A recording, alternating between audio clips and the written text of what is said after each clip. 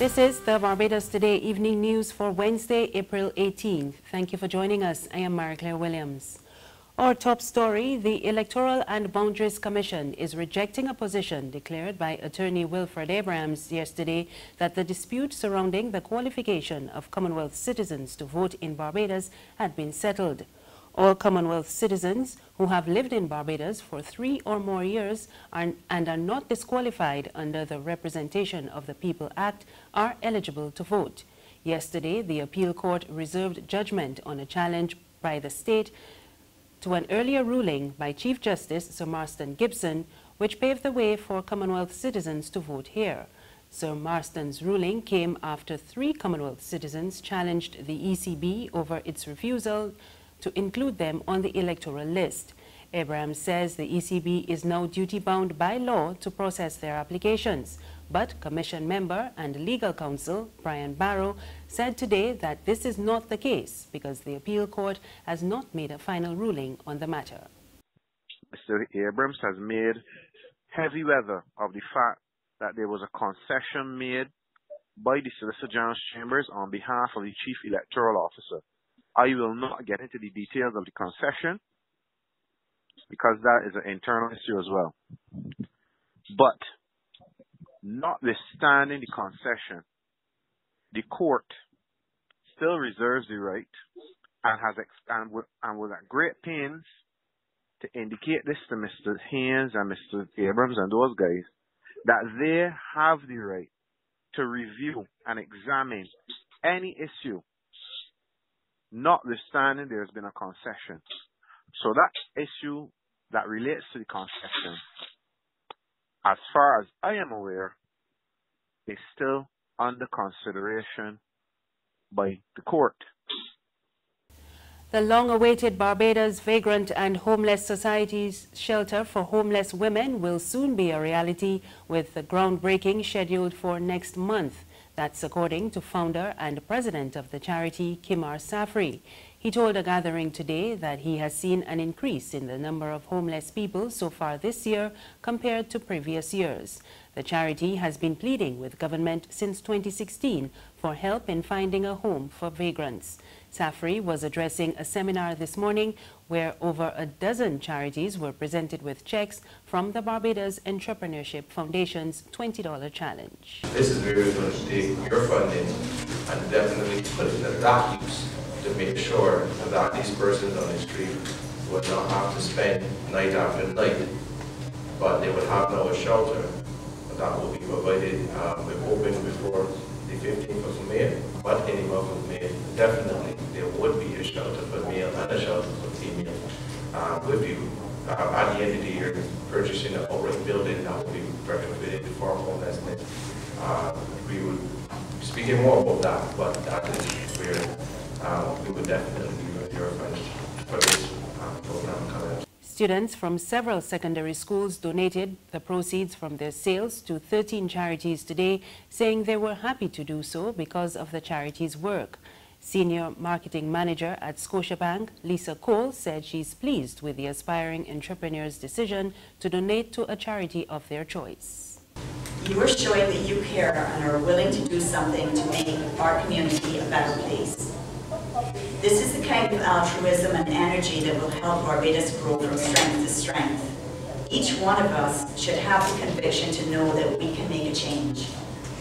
As you look back on the $20 challenge, I hope that you remember a few things. The excitement of creating your own business, enjoying what you've achieved, and the satisfaction in sharing your achievements and making a difference in this world. I hope that you'll take that feeling with you in life and that this is just the first step to a lifetime of philanthropy. Members of the Transport Board will get an update on the draft proposals to revise the existing collective bargaining agreement when the General Secretary of the Barbados Workers' Union, Tony Moore, addresses them on Sunday. The meeting is scheduled for 4:30 at the union's Solidarity House headquarters. Other matters to be discussed include the performance of the committee management to date. The focus will be on permanent appointments, gratuities, supersessions, uniforms, and health and safety issues. There's regional and international news after this short break.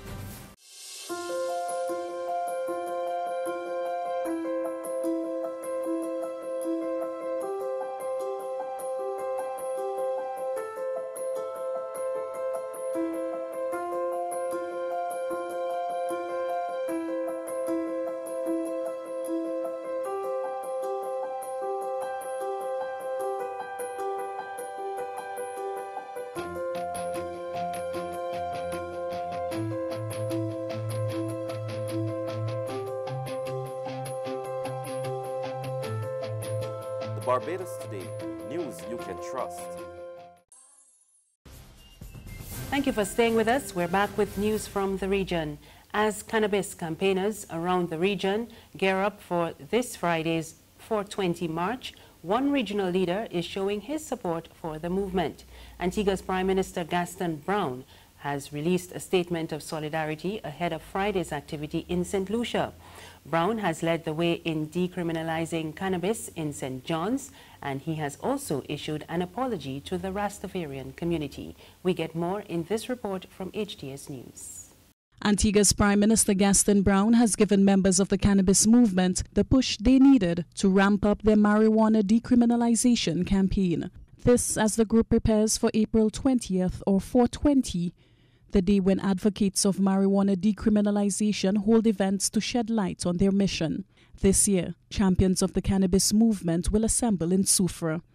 Ahead of the observances, the OACS leader considered the torchbearer for the decriminalization movement in the sub-region had a special message for the St. Lucia cannabis movement.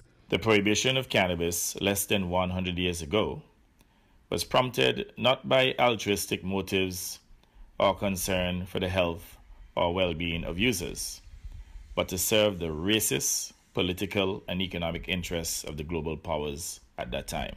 Like the Jamaican Prime Minister, Brown says that marijuana laws and policies must take into account important elements including cultural practices, medical values, and human rights. He says the Rastafarian community continues to suffer from stringent laws which classify marijuana as a dangerous drug.